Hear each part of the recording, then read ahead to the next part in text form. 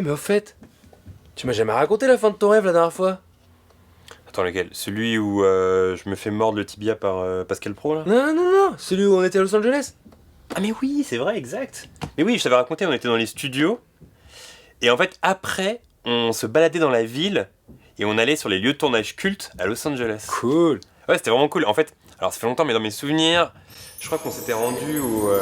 Alors, à Hollywood, il y a les studios Warner pour tourner des films, mais pas que, il y a aussi la ville de Los Angeles. Du coup, on va faire un petit état des lieux. Maintenant, tu peux filmer le truc qui est là-haut, s'il te plaît, là, ça va faire cool à l'écran. Non, mais pas ça, le Hollywood sign à gauche. Ah.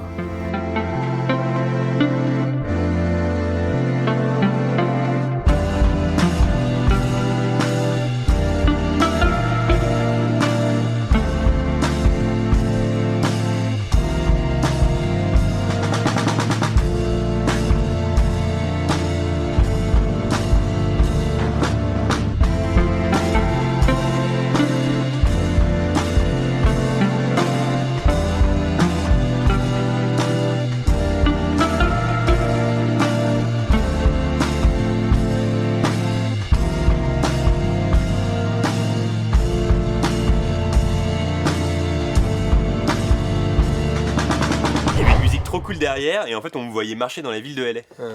Et te connaissant, tu devais poser à mort, non? Non. Allez. Bah non, je pose pas moi. Ah si tu poses. Non. Bon, tu veux entendre la suite ou pas? Bah oui. Parce que juste après, on se retrouvait dans un lieu culte de notre film préféré, figure-toi. Non. Si. L'arme fatale. L'arme fatale. Oh la chance. Bah oui, la chance. Tous les fans de l'arme fatale, ils reconnaissent cet immeuble. La scène culte du saut dans le vide avec les menottes.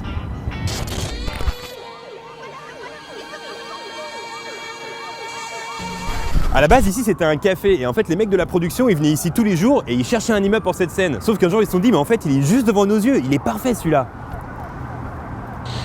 Connard, Non mais attendez, je dois vous parler une minute, attendez.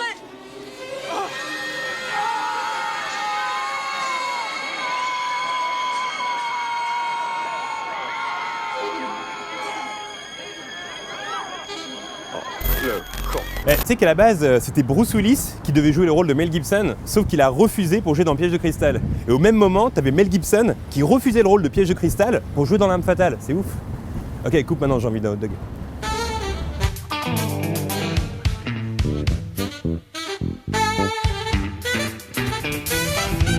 Quand j'étais petit, il y a une scène qui m'a marqué visuellement dans Point Break, c'est celle-là, avec l'usine derrière. Bon, avec le temps, elle a un petit peu changé, moi aussi, mais ça reste très cool d'être ici.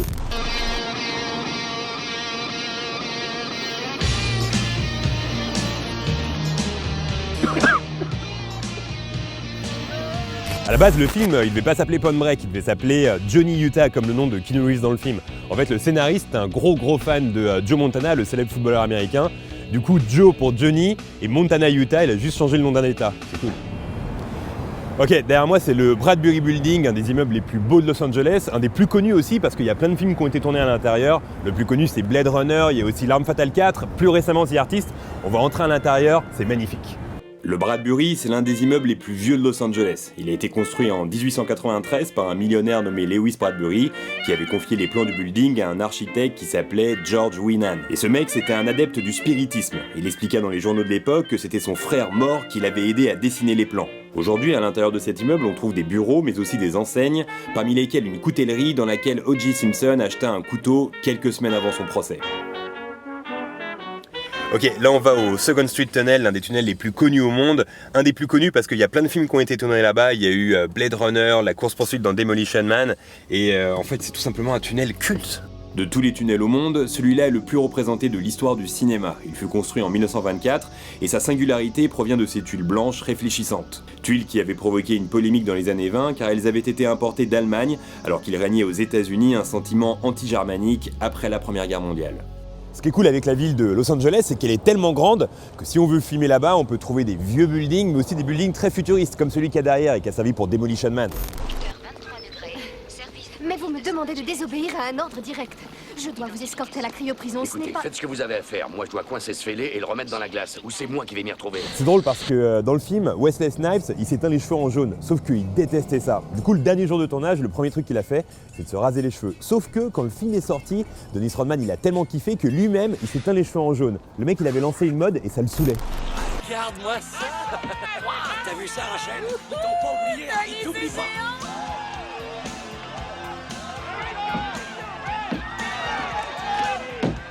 qu'on entre. C'est dedans que ça se passe. Un autre lieu hyper connu à Los Angeles, c'est le Mayan Theater. Regarde l'architecture, c'est ouf.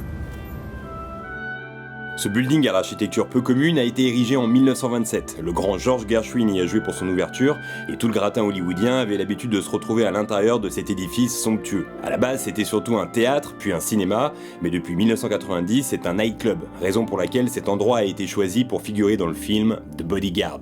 C'est fou parce que la bande-son de Bodyguard, des années plus tard, ça reste la bande-son la plus vendue au monde. Plus de 25 millions d'exemplaires. En même temps, avec Whitney Houston aux manettes et la chanson I Will Always Love You, c'est difficilement détrônable.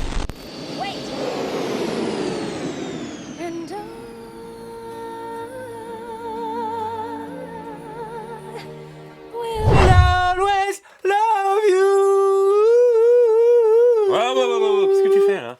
Je chante. Tu vis mes rêves de manière trop intense, là, reprends-toi. Excuse-moi. Bon, tu vas entendre la suite, on continue? Ouais. Ok. Pardon. Alors attends, j'essaie de réunir mes souvenirs parce que je crois qu'après, on allait... Attends, est-ce que... Oui, si, on allait...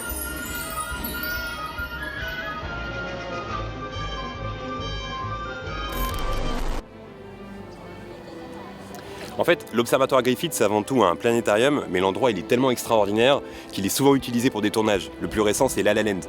Mais cet endroit, il est surtout connu pour le film La Fureur de vivre et aussi pour son style art déco et égyptien. Sa construction a été rendue possible par le richissime Griffith qui a immédiatement émis le souhait de rendre l'endroit gratuit afin de le rendre accessible à tous. Ce bienfaiteur n'était pas si sympa que ça, puisqu'un soir, complètement alcoolisé, il tira sur sa femme avant de finir en prison. Mais comme je le disais, ce lieu, il est surtout culte pour La Fureur de vivre. Surtout la scène où James Dean se fait chercher des noises par des Kairas. Enfin, des Kairas de l'époque, quoi.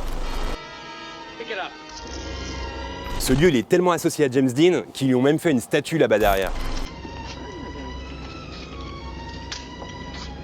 T'es au courant qu'à la base c'était Marlon Brando qui devait jouer ce rôle? Ça aurait pu être sa tête ici. Si on montre cet endroit aux gens qui ont vu le film, peu vont reconnaître la scène, pourtant c'est une des plus folles d'Inception.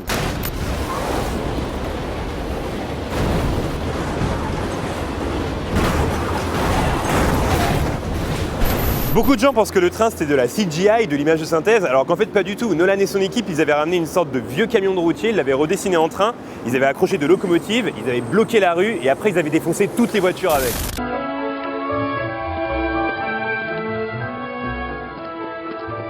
Thank you for meeting me. We're not meeting, Robert. We're just two guys who happen to be sitting on the same bench at the same time. I've got 5 minutes. I've got to get back to the hall. Okay. Parfois on s'en rend pas compte, mais dans la vie de tous les jours, on marche dans des vrais décors de cinéma, comme là avec Zodiac. L'affaire du Zodiac, c'est probablement la plus intrigante des affaires non classées. 54 ans après, personne n'a pu mettre la main sur ce tueur en série énigmatique qui, après chaque meurtre, laissait des messages codés sur les lieux du crime. Encore aujourd'hui, certains passages de ces codes n'ont pas pu être décodés. Ensuite, je me suis retrouvé à l'Union Station de Los Angeles. Cette gare au style colonial espagnol a été construite en 1939 et la beauté de son architecture fait d'elle un endroit très prisé par les réalisateurs. On a pu l'apercevoir dans Blade Runner à travers un très beau plan séquence, mais aussi dans le film Dark Knight Rises. À l'heure actuelle, 110 000 personnes par jour ont la chance de traverser ce lieu rempli d'histoire.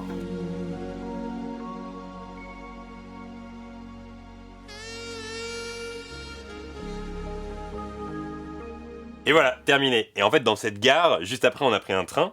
Et le train, il nous a ramenés jusqu'en France, devant le vidéoclub. Et devant le vidéoclub, il y avait des rails et tout. Et juste après, je me suis réveillé. Ouais. Y a pas un truc qui cloche là? Quoi? Toi, t'as pris un train des États-Unis à la France en passant par l'océan, par exemple. Mais mec, c'était un rêve. Mm-hmm. Y a rien de rationnel dans un rêve, c'était un rêve. Ouais, un peu facile comme argument, non? On est à quelle heure là? Faut qu'on y aille. Attends, est-ce que tu pourrais me raconter encore un rêve ce soir, s'il te plaît? Quoi? Encore un rêve, parce que j'aime bien, ça m'aide à m'endormir. Écoute, je vais te le dire officiellement ce soir. Il est temps que je trouve mon propre appart. Parce que toi, je suis plus capable, les ambiances comme ça, moi je... Juste un rêve. Eh, dis donc, au début de la coloc, tu te faisais pas prier, hein. Ouais, non, mais je peux plus, maintenant j'ai 35 ans, c'est bon, c'est fini.